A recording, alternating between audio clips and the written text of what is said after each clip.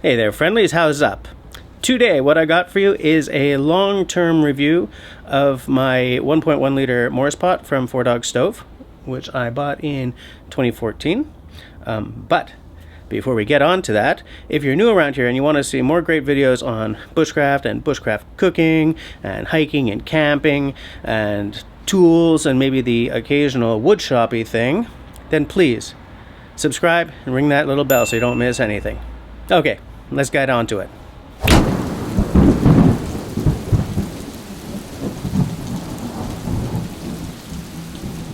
So, here it is.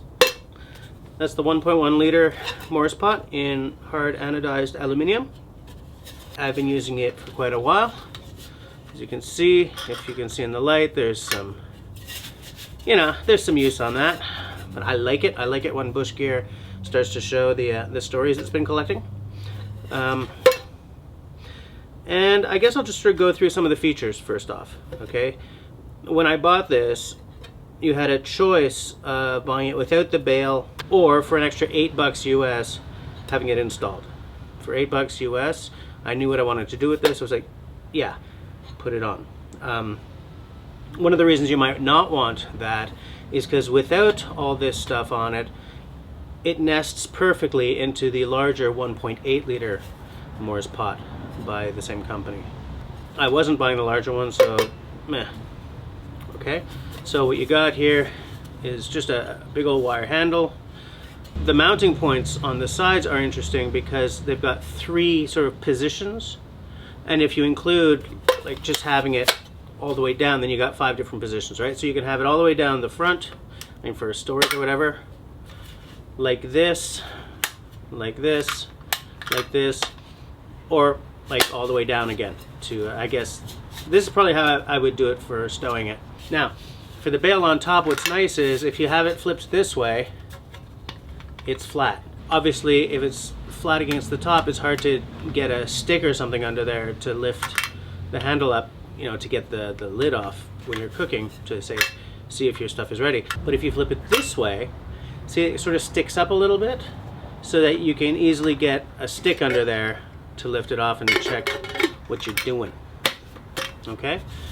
On the back, it's got the very standard and very bushcraft / survival friendly butterfly handle, right? You can lift it and move it around, and when you're stowing it, you can just fold it flat. Perfect. Great design. The one thing that I do wish it had was like marks inside. I wish it was graded.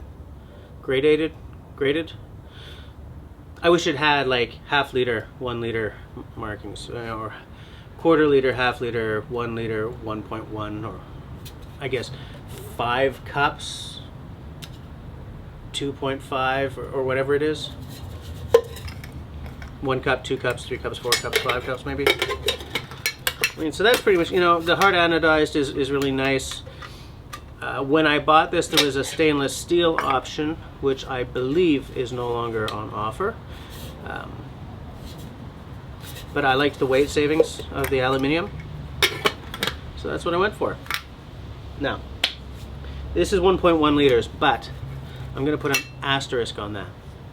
Because if you fill this up to 1.1 liters, it's great for if you're boiling water for, I don't know, coffee, or you're purifying drinking water, but it does tend to get pretty full. And this, by the way, is not a ding on the design or anything. It's just pure physics, right? So let's see what it looks like when we fill it up to 1.1 liters. What I have here is a half liter or 2 cup measuring cup. I got some schmutz in there. That's okay. Just testing the concept here. This clean canteen is a 1.1 liter. So there's 500 mil.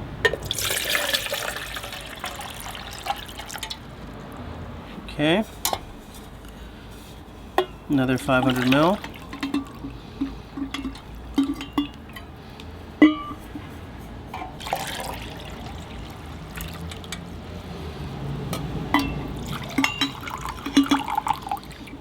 And then there's 100 mil. Now that's pretty full. If you're purifying water, no problem. But if you're going to do something like ramen, you don't have a whole lot of room left for your noodles. So maybe I'll pour a little bit out. Okay. Okay, so I've knocked it back to a liter of water. I'm going to put the top on, and I'm going to set up a little stove. I'm going to boil up some water, make myself some lunch. You guys have been watching me for a while will recognize the classic camp stove by Primus or Primus. Someday I would like someone Swedish to let me know how the official pronunciation of that goes. So I want to make sure it's off before I go sticking it onto this gas, because that would be awkward. Okay, so I've put the stove on the flattest part of this log. I'm setting up a timer. Gonna light it. Light it.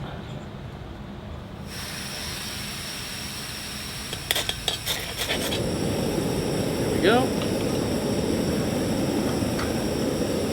I'm putting the water on at the same time as I'm starting my timer.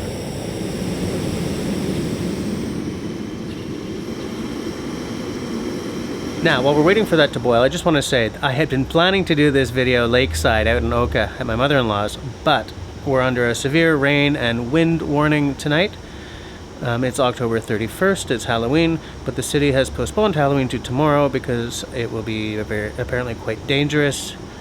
Like 50 millimeters of rain, winds gusting to like maybe 80 kilometers an hour. Not so great. So I didn't want to get trapped out in Oka and not be able to get my kids from daycare and school, or if I got called to get the kids early because they lost power or something. So here I am in the garage. Okay, that's a rolling boil at 4 minutes. Okay.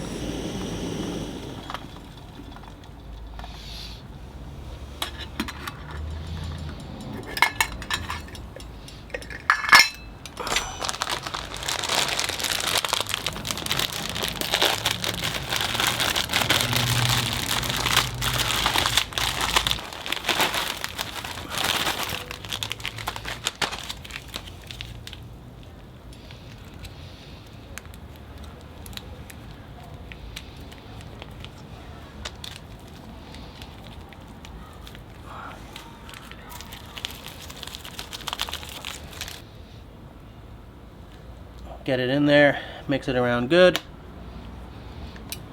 and put the pot back on.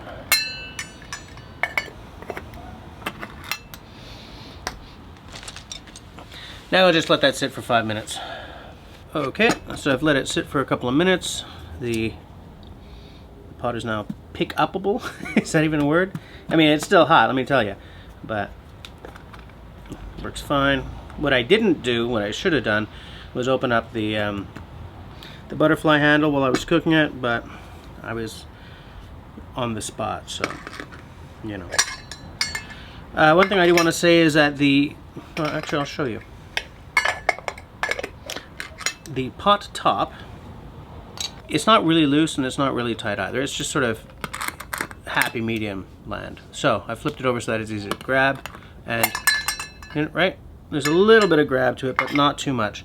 The reason I like that is it's not loose enough to just come flipping off if you nudge the pot while it's cooking over a fire or whatever, but it's also not so tight that you have to really reef on it, because that can be dangerous as well. You know, my opinion is that anytime you're dealing with something that is used in conjunction with a cooking fire, well, with any kind of fire, little touches like that become very important. So what I'm going to do is I'm going to eat my lunch, and then I'm going to get some measurements for you guys, specifically the interior measurements of these. Okay, now I can't see. One thing I should do, boom, handle out of the way. Ramen, a little double, do ya? I would like to mention that this video was inspired by Mr. PineMartyn. If you guys don't know him, you should definitely check him out. Great channel. The URL is going to be right there. He sent me a query asking about the internal dimensions of this pot, which I will get for you guys after I've eaten. And it made me think that I haven't actually done a long-term review of this pot. And as you guys who've been watching me know, I like to do like an initial thoughts video and then use it for at least a full season and then do a full-on review. I didn't even do a first impressions video on this pot because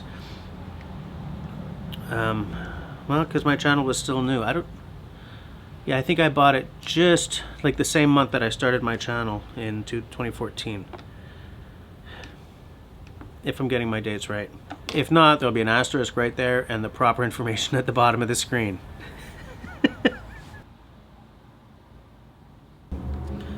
Now, I am very much hoping that the sound isn't... Let me try that again. I'm very much hoping that the sound isn't terrible on this video. I know that this backyard in my very urban neighborhood is not ideal for filming in.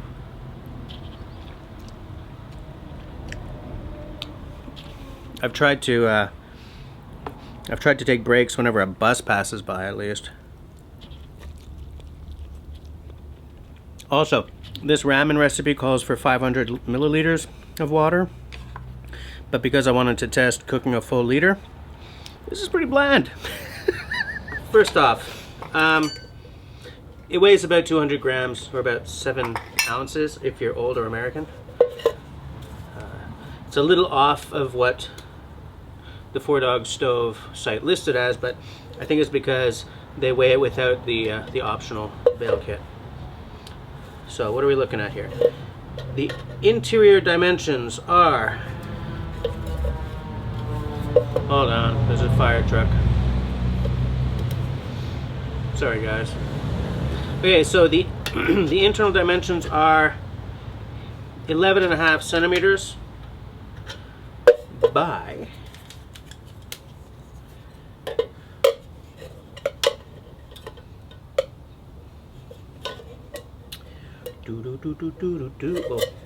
let's do it this way, by 12.5 centimeters. Now that's a little misleading because I just measured from the very edge, and the very edge is lower. There's a very, very light bump up in the middle.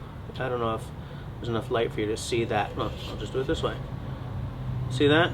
But the difference between the two is, looks like a millimeter. So those are the measurements. Look, you're not going to be able to fit one of those IKEA cutlery caddy hobo stoves in here, but you can fit other stuff. For instance, if I don't have my 11 centimeter tea can with me, then I'll put my tea towel that I usually have in here, you know, for wiping up afterwards. I might have some spices or whatever, throw those in. If I'm bringing ramen, I can crunch it up and stuff it in as well. Like there's a lot of good space in there for stuff. So the upshot, would I buy this pot again? Hell yes, I love this pot. You know, if it had like 250, 500, and 1 liter on one side, like 1 cup, 2 cup, 3 cup, 4 cup, 5 cup on the other, it would be perfect. Perfect, perfect, perfect. As it is, I just, you know, I eyeball it, right? I love how the top fits on, not too loose, not too tight. The butterfly handle is a good size. It's more of a 3-finger than a 4-finger, but it's still a good size. It's also nice and compact. I like having these positions. I don't use them all the time, but I do sometimes use them. Boom, there you go, right? Nice and tight for transport. You can throw a lot of stuff in there when you're not cooking. But you know, for a solo guy, 1.1 liters of water is good. 1 liter of lunch is a lot. So I think that in a crunch you could do like a 2-person lunch in this for sure, no problem. Maybe not all week if you're out, you know, for a week, maybe not, but as it is, I like it. I think it looks great. The anodized aluminum is beautiful. I love how it's like it's a two-tone thing. There's some contrast, but that's just because I used to work as a designer. It's held up really well. It cost me at the time 48 Canadian dollars. It was like 30 odd US. Boom. But you know, once you get the dollar and the shipping and everything, you know, it was 50 odd, I think. Is it a $50 pot? Look, I live in Canada. That's what I got to deal with. And I don't really know what else to say about it, except that I'm so glad I have it. I keep wanting to get one of those zebra billy cans, but I can't justify it because I'm perfectly happy with this pot. If you were to buy it, as I sort of alluded to, if you're not going to nest this inside the 1.8 liter, get the bail and the handle put on. It opens up your options so much more. I think that for bushcraft gear, stuff like this, that's your baseline. Thanks for the sticker, Dennis. So, thanks for hanging out with me for this review. I very much hope that you found it useful. If it inspires you to buy one of these pots, then that's fabulous. If it inspires you not to buy one of these pots, that's fabulous too. But drop me a line and let me know why. So, as I always say, if you like what I'm doing, then please get the conversation started down below. This week, what I would like to know is, do you use a Morse pot, a zebra pot, or something else? Let me know what it is. If you feel like it, let me know where you got it and whether or not I should try it out. And aside from that, please share the video. That helps me more than you could possibly imagine. Aside from that, if you're not subscribed, I would love it if you subscribed. If you are subscribed, then hit that little bell and leave me a smiley thumb. If you don't like what I'm doing, leave me a frowny thumb. Thanks for watching, guys.